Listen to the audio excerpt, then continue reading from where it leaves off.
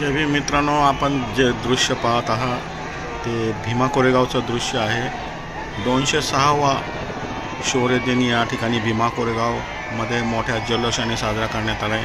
आणि आपण पाहत आहात या ठिकाणी भीमा कोरेगावच्या शौर्य स्तंभाला चक्क हेलिकॉप्टरने पुष्पवृष्टी करताना आपण पाहत आहात। अतिशय रोमांचक हा क्षण आहे, अतिशय सुंदर हा क्षण आहे, अतिशय देखणा हा क्षण आहे। या क्षणाच्या वेळी या ठिकाणी जमलेल्या लाखो भीमसैनिकांनी खूप मोठा जल्लोष साजरा केला।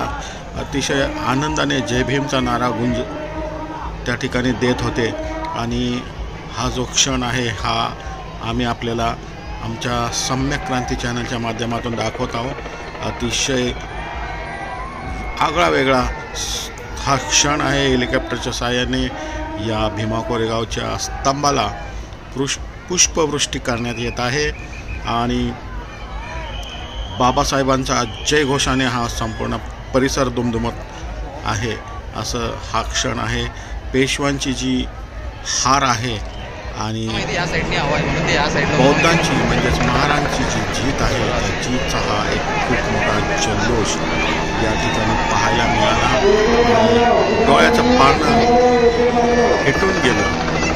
धन्य वाटलं की आम्ही या महाराजांचे, या बौद्धांचे आम्ही वंशज आहोत, ज्यांनी 28,000 पेशव्यांना नेस्तनाबूत करून टाकलं, त्यांची सत्ता उलटून टाकली, त्यांना पराभूत करून टाकलं। आणि हा इतिहास आहे 500 महाराजांचा।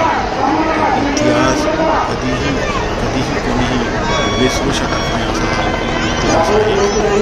आणि त्यांच्या अभिमान आहे। सर्वांना भीमा कोरेगावच्या शौर्य दिनाच्या शुभेच्छा। हा जो आपण क्षण बघत आहात भीमा कोरेगावच्या या ठिकाणी स्तंभाला पुष्पवृष्टी करण्यात येत आहे। हेलिकॉप्टरच्या साहाय्याने पुष्पवृष्टी करण्यात येत आहे। अतिशय रोमांचक असा क्षण होता। लाखोचा अभिमानी या महासागर निळा जनसागर आपल्याला पाहायला मिळाला।